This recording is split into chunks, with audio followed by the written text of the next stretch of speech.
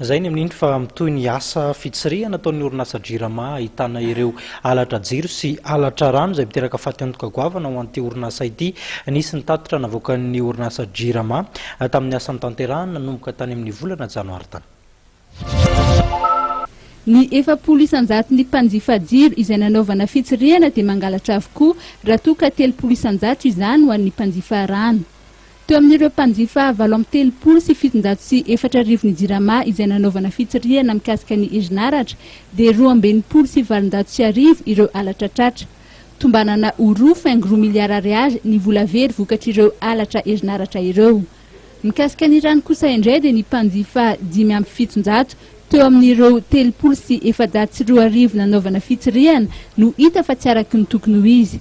Tombanana ho 10 alina sy 3 hetsy metatra toratelo ny abetsaky ny rano nanaovana afetsena sy alatra izay ary mitetsina any amin'ny 300 tapitrisa ariary any izany.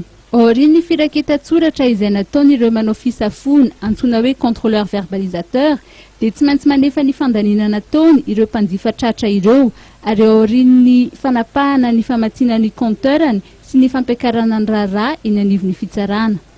Hatreto aloha dia saika eto Andrenivohitra no anatanterahana izany fanadiovana izany.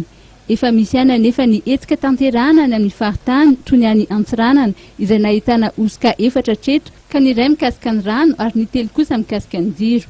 Saika orinasa lehibe no voakasika amin'ireo alatra jiro na rano ireo.